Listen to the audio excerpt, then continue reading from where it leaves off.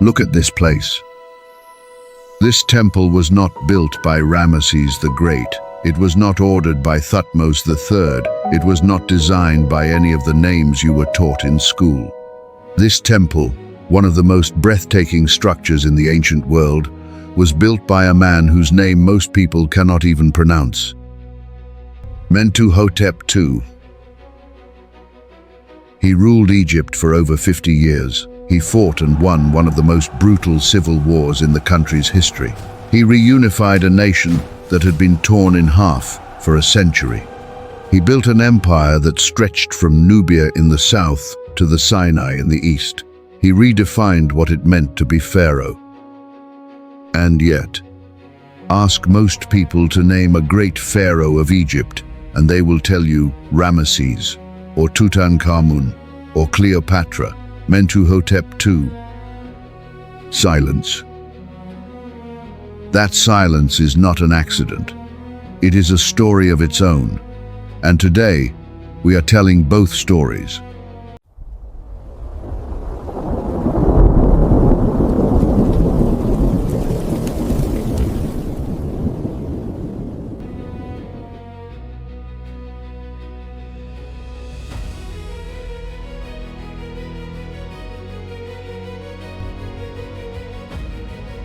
To understand what Mentuhotep II did, you first have to understand what he inherited.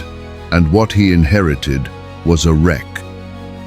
Egypt had spent centuries as one of the most organized, most powerful civilizations on Earth. The Old Kingdom, the age of the pyramid builders, had built structures that still defy full explanation. Khufu, Khafre, Menkaure, the Great Pyramids at Giza, a state machine capable of mobilizing tens of thousands of workers, feeding them, housing them, and directing their labor with military precision. But by around 2160 BCE, that machine had broken down. The Old Kingdom collapsed. Historians and Egyptologists have debated exactly why for generations. The German Egyptologist Wolfgang Helck pointed to a fracturing of central authority as regional governors, the nomarchs, accumulated land and power that had once belonged only to Pharaoh. The Belgian scholar Jan Assmann described it as a collapse of the ideological center, the idea of divine kingship weakening until it could no longer hold the country together. More recent climate studies, discussed in detail by scholar Barbara Bell in her influential 1971 paper in the American Journal of Archaeology, suggested that severe drought across the Nile Valley played a devastating role: less flood, less grain, less food. And a state built on abundance quickly reveals how thin its foundations truly are. What followed was known as the First Intermediate Period. 200 years, roughly, of fragmentation. Egypt split into competing power centers. In the north, a dynasty based at Heracleopolis held on to what legitimacy they could claim. In the south, a local family from the city of Thebes began to assert itself with growing confidence. They called themselves the 11th dynasty.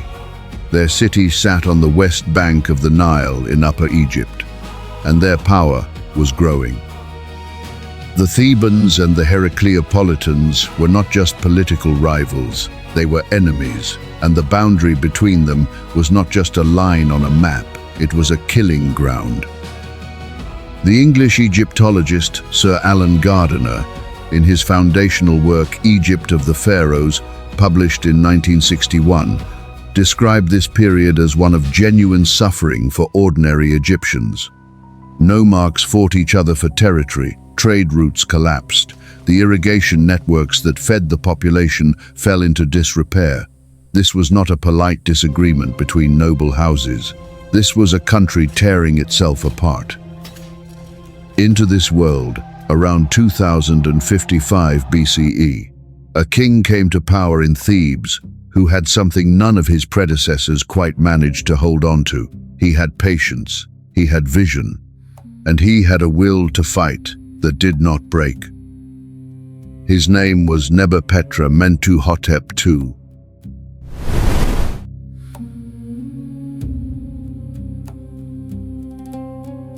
Mentuhotep II was born into a royal family that was already several generations into its rise. His father, Intef III, had already pushed the Theban borders northward. The groundwork had been laid.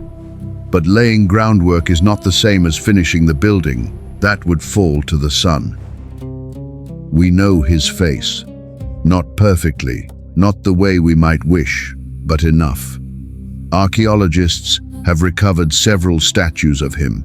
One of the most striking, discovered during excavations at Deir el-Bahri in 1900 by the Swiss Egyptologist Edouard Naville, and later studied extensively by the American Egyptologist Herbert Winlock of the Metropolitan Museum of Art, shows a painted sandstone statue of the king in a black jubilee robe, seated, upright, calm.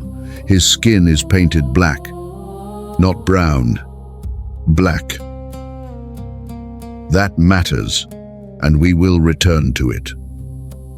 The name Mentuhotep means Montu is satisfied. Montu was the Theban god of war, a fierce deity depicted with the head of a falcon, a sun disk, and a double plume. The Thebans worshipped Montu deeply, and Mentuhotep II would give his god every reason to be satisfied. This was a man named for war who would spend his entire early reign waging it.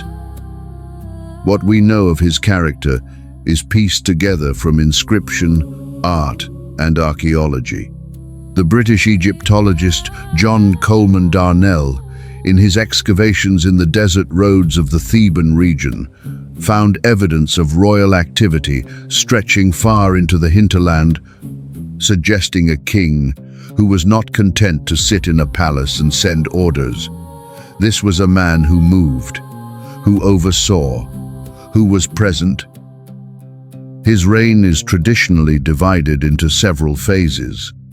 He began as a regional king, calling himself simply the Lord of his nome, his district. Over time, as his power grew and his enemies fell, his titles changed. By the end of his life, he would carry the title, He Who Unifies the Two Lands. He would earn that title the hard way.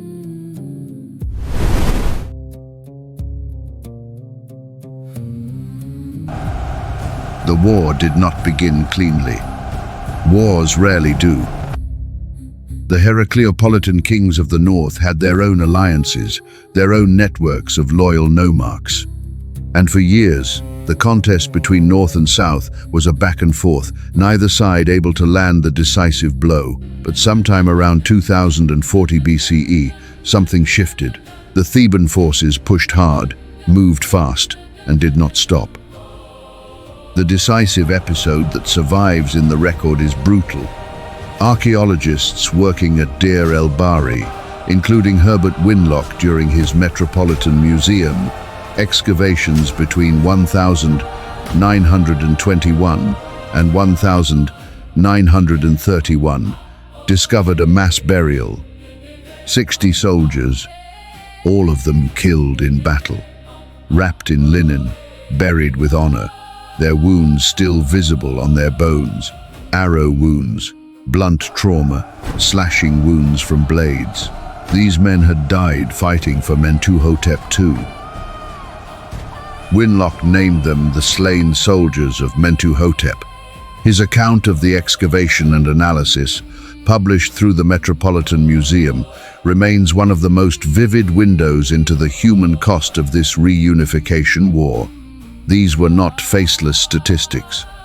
These were men, young men, probably soldiers from a single campaign, buried together, buried with dignity, which tells us something about the man who gave the order to enter them that way. Think about that.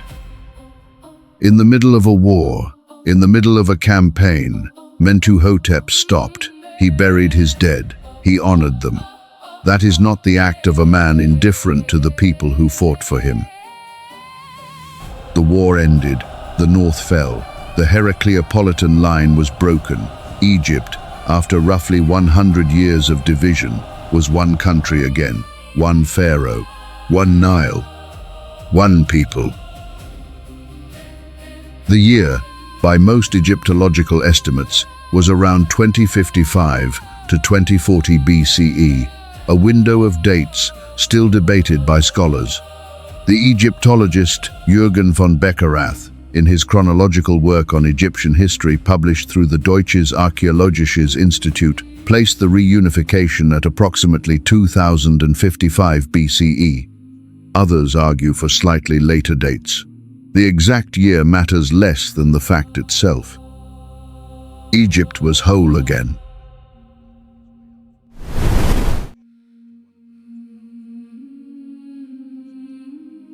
The man who ends a war does not always know how to build what comes after. History is full of conquerors who could destroy but not construct. Mentuhotep II was not one of them. He was as powerful a builder as he was a fighter. His greatest achievement in stone stands at Deir el-Bahri on the west bank of the Nile at Thebes, what is today Luxor.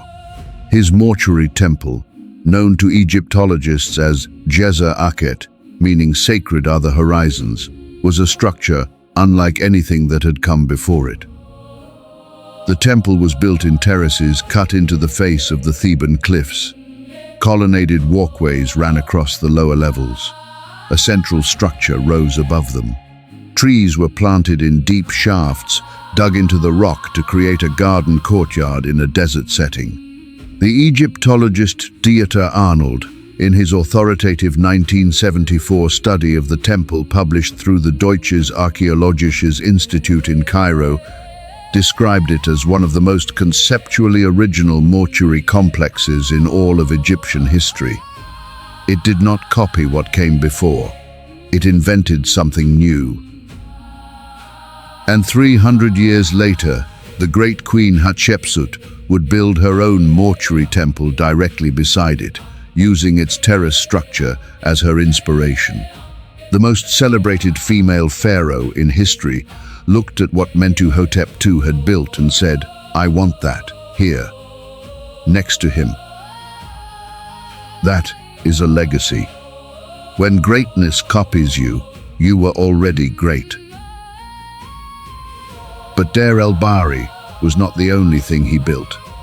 Mentuhotep II launched construction projects the length of Egypt, at Dendera, at Gebeline, at Tod, at Medamud, at Elephantine, near the first cataract of the Nile. Temples, shrines, monuments. A king reasserting the presence of central power in places that had forgotten what central power looked like. This was not just religion.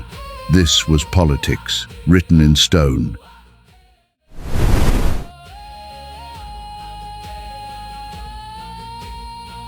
Now we come to the part that most Western accounts of Mentuhotep II either gloss over or misread entirely. His relationship with Nubia. Nubia, the land stretching south from Egypt's first cataract along the Nile into what is modern-day Sudan, was not simply a colony or a subject territory to Mentuhotep II.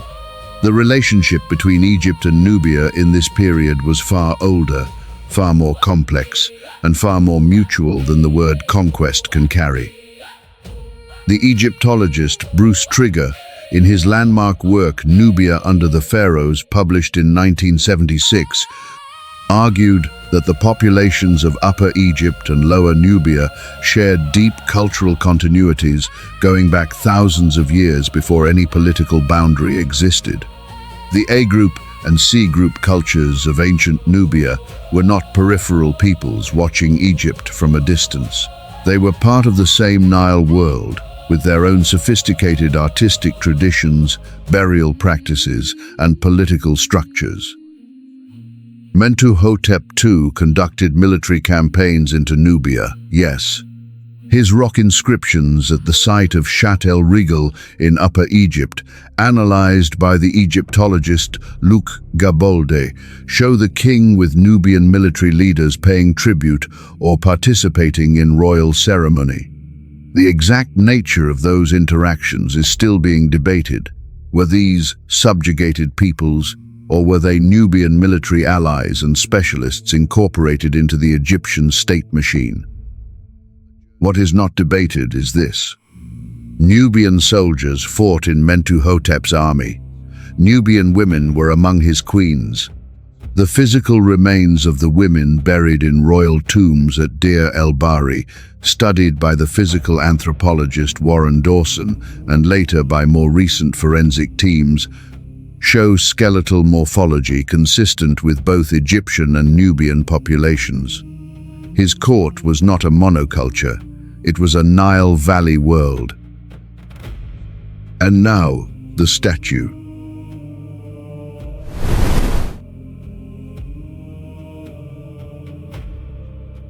We talked about this statue earlier. Let us go back to it. The seated sandstone statue of Mentuhotep II, found by Edouard Naville at Deir el-Bahri and now housed in the Cairo Egyptian Museum, shows the king with jet-black skin. Not a symbolic darkness, not a shadow effect of lighting or photography. Black. The pigment is deliberate. In Egyptian art, color was not decoration. It was meaning. The Egyptologist, Gay Robbins, in her study The Art of Ancient Egypt, published in 1997 through Harvard University Press, explains the Egyptian system of symbolic color clearly. Red skin was used for active adult men. Yellow skin was the convention for women. Green was associated with Osiris, rebirth, fertility, and black. Black was associated with the fertile black soil of the Nile floodplain, the soil that fed the whole civilization. It was called Kemet, the Black Land, which is one source for the very name Egypt. Black was also the color of the afterlife and of divine regeneration. To show a pharaoh in black skin was to place him in the register of gods, of cosmic power, of the eternal. But there is more going on here than symbolism. The Afrocentric scholars who have spent decades arguing that ancient Egypt was an African civilization with African physical characteristics and African cultural roots point to statues like this one as primary evidence. Cheikh Anta Diop, the Senegalese physicist, historian, and anthropologist whose work, The African Origin of Civilization, remains foundational to this argument, spent years insisting that ancient Egyptians, especially the Theban dynasties of Upper Egypt, were phenotypically black African. Thebes was in the south. Its populations had deep connections to sub-Saharan and Nubian Africa. The further south you go along the Nile, the darker the indigenous population tends to be. This is not political statement. This is geography and population history.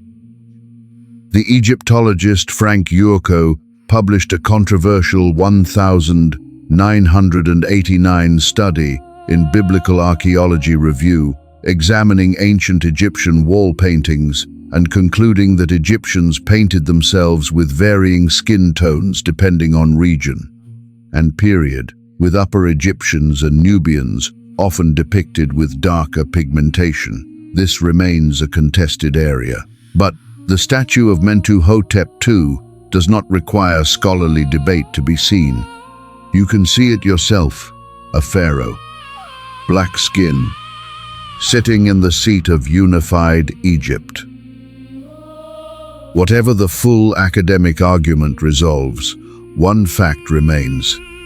The man who saved Egypt, the man who rebuilt it from ruin, the man whose temple inspired Hatshepsut 3 centuries later, was a Theban king of African origin. His face, in stone, tells you that.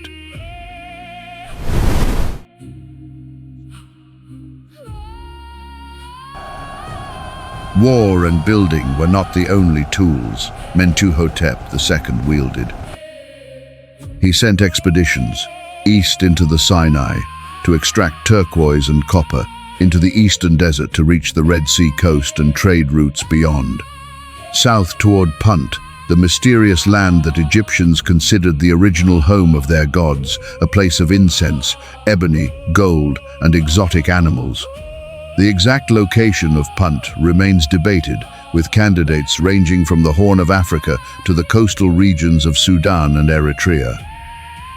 The British Egyptologist and archaeologist W.M. Flinders Petrie, whose decades of fieldwork across Egypt in the late 19th and early 20th centuries produced a foundational database of material evidence, catalogued numerous inscriptions from the reign of Mentuhotep II at quarry sites and desert routes. These were not just supply missions, they were statements of reach, of a pharaoh who had reunified his country and now intended to tell the world about it. The expeditions also served a domestic purpose. The raw materials brought back, the turquoise, the copper, the exotic timber, the incense, flowed into temple construction, royal burial goods, and the rituals of a state religion that Mentuhotep II was simultaneously reforming and strengthening. Nothing was wasted. Everything served the larger project.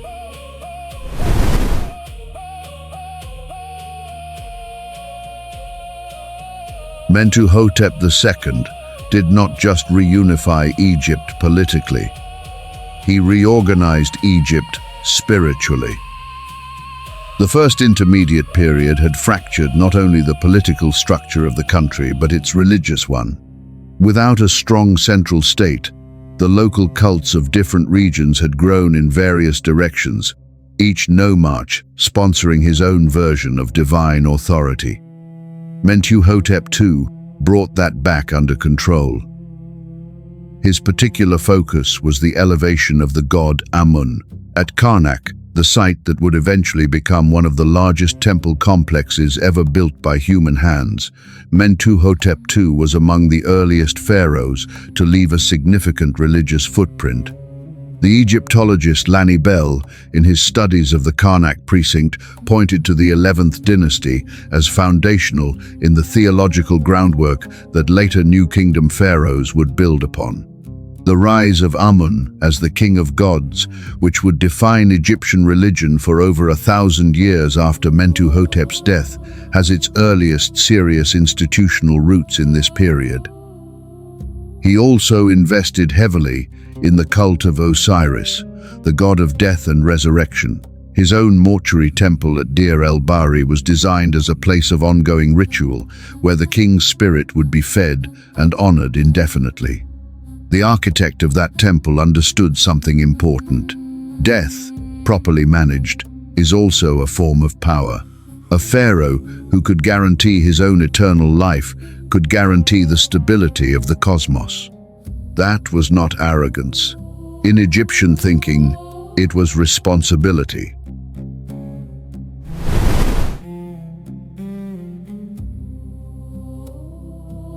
Mentuhotep II died after a reign of more than 50 years. The precise length is still under discussion, with estimates ranging from 51 to 51.5 years in the calculations of von Beckerath.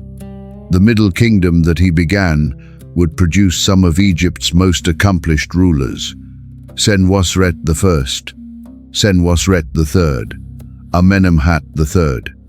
These are among the great pharaohs of Egyptian history, and they all owe their throne, their united country, and their institutional inheritance directly to Mentuhotep II. He is their foundation. And yet, he is not famous. Ask yourself why. The New Kingdom, the era of Ramesses, Thutmose, Akhenaten, and Nefertiti, produced enormous monuments and enormous texts. It also produced the most spectacular temple complexes and the most visually dramatic ruins. These are the sites that 19th century European archaeologists arrived at first, funded by European and American museums eager for headline objects. The objects they brought back, the Ramesses statues now in London, the obelisks now in Paris and New York, shaped the Western image of Egypt. That image never really included the 11th dynasty. There is also something more uncomfortable here. Thebes is in Upper Egypt. It is the south. Its connections to Nubia and sub-Saharan Africa are direct and documented. The pharaohs of the early New Kingdom at Thebes, before the capital moved north, were southern kings, African kings in the fullest geographical and cultural sense. The Senegalese scholar Cheikh Anta Diop made this point repeatedly and with force. The German Ghanaian philosopher Kwame Anthony Appiah has written about the politics of how Africa's ancient contributions get absorbed into a Mediterranean category that quietly extracts them from African history. The Theban dynasties, Mentuhotep's dynasty especially, sit at the fault line of that argument. Their northward cultural reach made them Egyptian. Their southward roots made them African. They were both. They were always both. History is not simply a record of what happened. It is a record of what people chose to remember, what institutions chose to fund, and what stories were decided to be worth telling. Mentuhotep II did not lose his fame because his deeds were small. He lost it because the machinery of remembrance was built by people who were not looking for him. We are looking for him now. Mentuhotep II found an Egypt broken in two. He bled for it. He buried his soldiers with honor. He built a temple that became a template for his successors 300 years later. He sent ships to the edge of the known world. He planted the seed of Amun that would grow into the greatest religious institution Egypt ever produced. He unified a country that had forgotten what unity felt like. He did all of this without the fame of Ramesses, without the golden mask of Tutankhamun, without a name that even most history teachers can spell.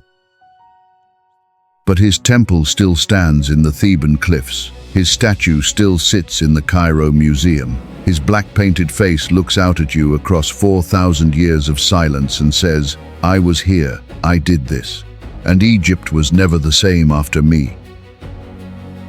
He is right. His name was Nebuchadnezzar Mentuhotep II. Remember it. And if you want to understand the full world that made this man possible, the century of war, the broken kingdoms, and the blood that was shed before Mentuhotep ever picked up his crown, that story is already waiting for you. It is all part of our Egypt and Nubia, the complete history series, and every episode is linked in the playlist. Start from the beginning. This history deserves to be felt in full.